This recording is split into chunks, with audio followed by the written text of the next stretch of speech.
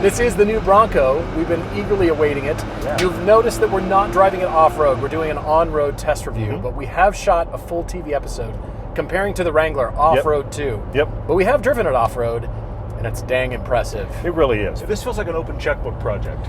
You know, it That's feels a like good way of putting Ford it. said, Okay. we have got to make a Wrangler competitor. The Bronco has got to compete. Okay. Do what you need to do. Yeah. Because they All know right. that trucks are selling like crazy. So you make a bad truck and it sells okay right now. You make Sure. a marginal SUV and you can sell 1 million of them.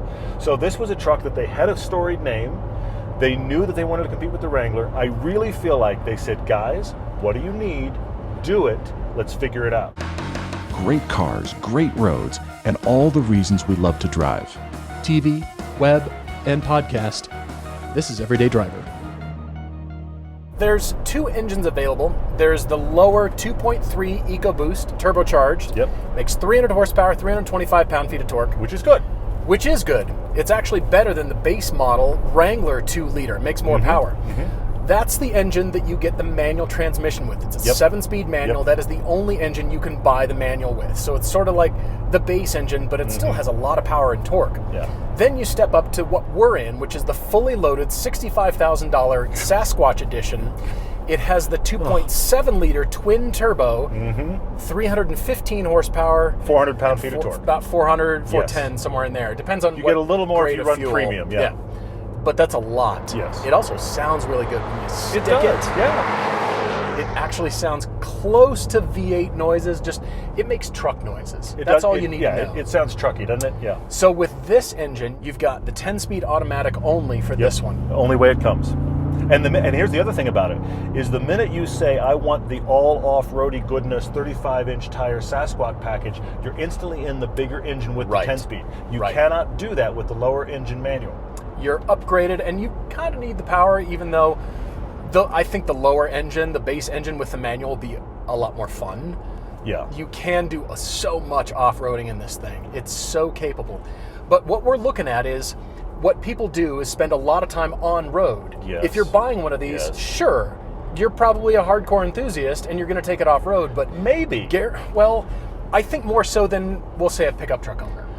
You're going to go off-road more than you would in a pickup. However, I also think that right now the Bronco is in that place where everybody's talking about it. And I think a lot of people are going to buy this that are not off-roaders just to see if they can want to be one of the first people that has a Bronco. I suppose so, but good news, it's not a poser vehicle. It's not. No, it does. It's very capable. Absolutely, but it's one of those zeitgeist cars right now where everybody's talking about it. And I think people that have no use for it are going to buy one, and it'll be interesting to see what those people think a year or so in. Are you starting to become an off-roader, or do you realize this is way too much truck for me? Because this is designed to be hardcore. It is, and it's large. This is fresh packaging. As you said, this is a clean sheet, and Ford has prioritized people and mechanicals on the same level. Yeah. So it's not like a Hummer. We'll say, remember the Humvees where they had 9 feet of mechanicals? Yes, you're way over here. And the rest of it was center console. And a little tiny space for passengers. It's not like that at all. Even though it has a pickup truck feel, which I wasn't expecting, it has a larger, taller, heavier feel about it. It rides like a pickup. It does ride like a pickup. But you're right. They did a good job with their space, but they've got a lot of space in here. This is both wider and taller than the Wrangler. Yeah. Which is crazy because I've never thought of the Wrangler as small until I put it next to the Bronco, and the Wrangler's not that big. Yeah. And the Wrangler is big. So there's that. Of course, the 35-inch tires help the height. This is just so imposing. I mean, I know prior Broncos had slab siding, but this is that to the extreme. Yeah. Listen.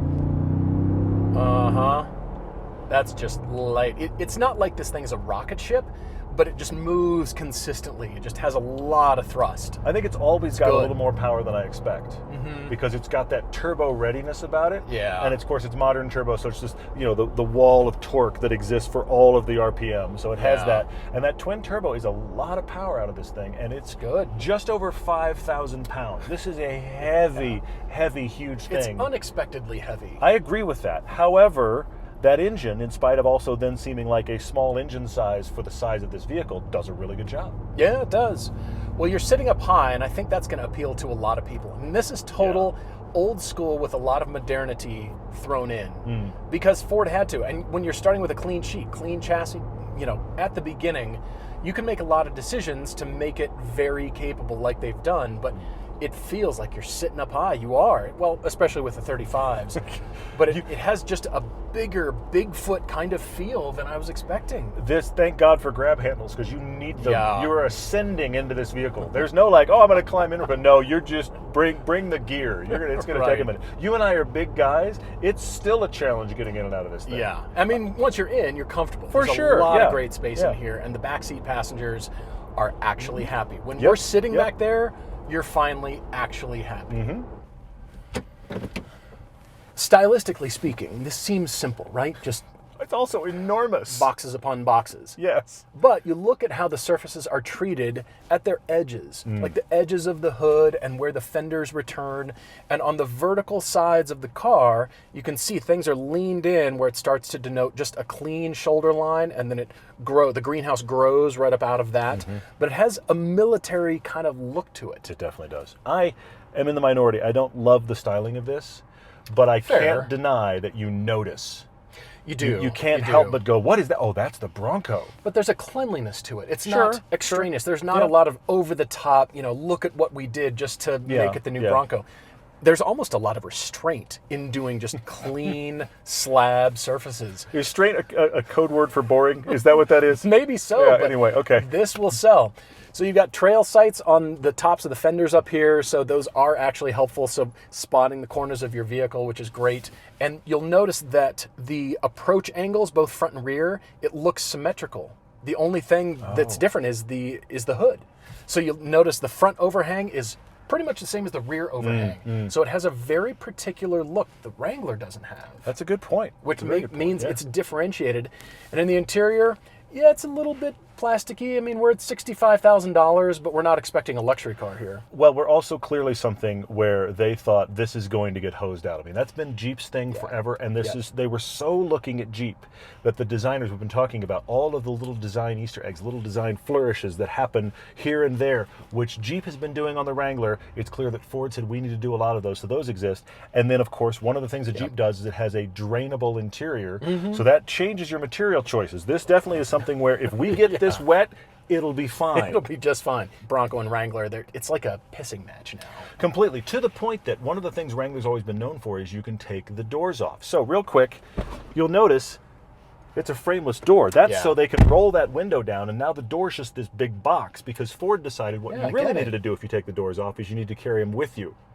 I don't know where you're getting to, taking the doors off, driving to, putting the doors back on, but that's okay. You can do it with the big four-door Bronco. The four-door Bronco allows that because you can roll these down, and that makes these boxy doors you can actually fit in the back. They gave us the bags. The bags take up a shocking amount of space in the back without the doors in them. Exactly. I get the idea for the frameless doors. I understand the reasons why, but it rattles the window when you slam it, and it doesn't sound like quality. It I just wonder how long that lasts. It makes me wonder about the longevity of those windows, the way they get thrown around with these doors. Yeah. I really do wonder about it. Nobody knows yet. It's brand new. The other struggle that Ford's had is this hardtop. This does have the multi-piece hardtop. That's been a source of a lot of noise and a lot of creaking when people have taken them off, putting them back on. Ford's been solving that, but right now they're doing a lot of soft tops to solve it. But they are working on this. This is so many panels and so many. Each panel has 4 attachment points. Do the math, it because has there's lots to. of panels here. It gets really crazy really quick, but I'm ready to drive. All right, hit it. Here's the procedure. Well, you can use And I'm a the big handles guy. at the edges of the Yeah, instrument you can. panel. Those are actually pretty handy. You've got good grip handles here. Yeah, you do. All right, well, we're currently in two-wheel drive, but down here, just past the shifter, is the greatest of all time modes. It goes over any terrain, but you know they're playing off that to the they point are. where I think the family of Muhammad Ali might need to call Ford and have a little word. There might about be a this. conversation among lawyers, yeah. Yeah. But still, so we're in too high, and this is where you make your selections, but you've also got 7 different modes when you spin the wheel, this textured ring around the panel, this dial here. So that's how you access, and it'll show up on your instrument panel here. I was on eco mode there briefly. Oh, good. Hang That's on, what let you me find normal I'll deal with. Yeah, Okay. normal we're fine with. There's an interesting thing that's happening with this that hasn't happened in a lot of things we've driven of late. Okay. I, for one, am fully guilty of complaining about where is my space I don't fit. That's not an issue here. Yeah, it really is. This is enormous. This is the rare vehicle that I've gotten into and felt like I'm not big enough. It's so Yeah, makes you huge. feel I that sit way. here and go, how on earth? who was this built for? On the other side of the equation, it's not who is it built for small people. It's like, what is the scale of person that walks up to this and goes, oh, that's just perfect? Because this is huge. And I'm not saying that's a critique at all.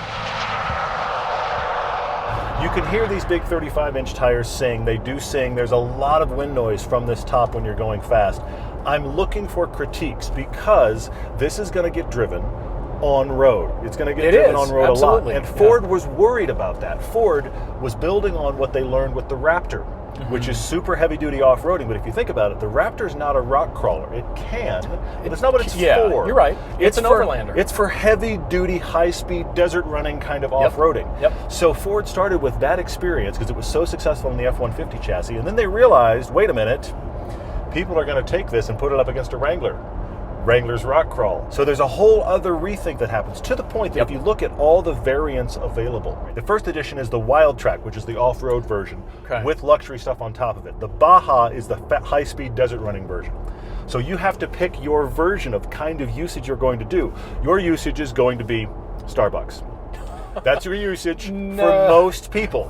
For a point. You're going to see these on the 405 in Los Angeles commuting to the middle of the city. It's going to happen. I just hope you then take your Bronco and realize how great it is down whatever road you pick. We did a pretty hardcore track with these, and it was actually great. This and the Wrangler really do just trade punches on how good they are to drive on road and off, but this wins on road. Yeah, definitely. Well, this has the remote reservoir Bilstein shocks all the way around. And when you're following this or looking at this into a corner, you can see the lean. You can see how soft this is. Yeah. It's not designed for on-road, but it's actually decent. I wasn't convinced at first. And from a passenger riding standpoint over here, I can feel lean. You throw it in there and the whole thing it's really soft.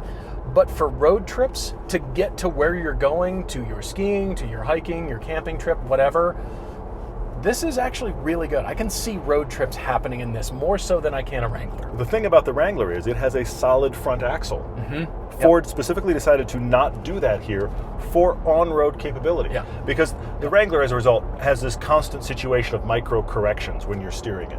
This, it turns in pretty quick and it stays pretty consistent in its line. Even on 35s. Yes, it does. That's impressive. In spite of the soft suspension and the huge tires, it still is a very consistent thing to drive in corners on pavement because, and it doesn't even sound like it should be a revelation, but because it has an independent front axle.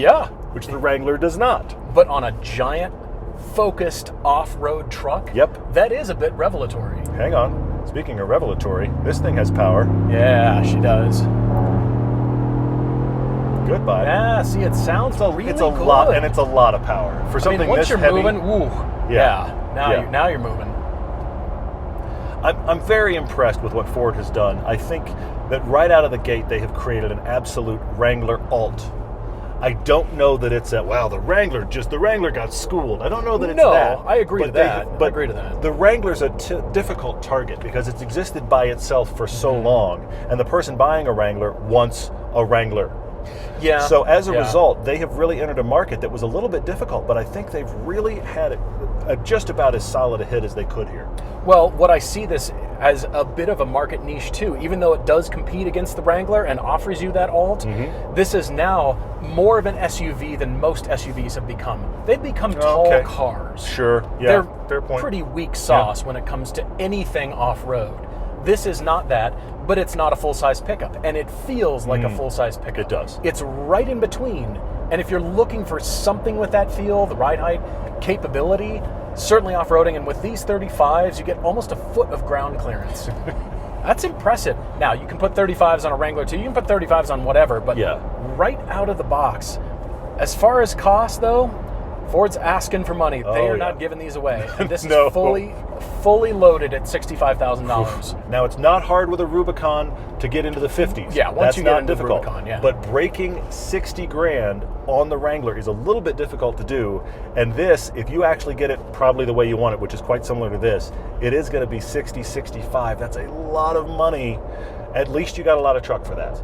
The best part about it, though, is the configuration. So you can truly build the one that you want. Yes, two-door, four-door, any kind of trim configuration. 30s, 32s, 33s, 35s. Pick your flavor, and you can really make it yours. The base model starts at 30 grand. We've doubled that, and it's still a Bronco. Okay, so Broncos. People are shopping Broncos. I think it's hard. Ford's got a winner. I think it's hard to go wrong. If you want one of these, get in line. They're very cool.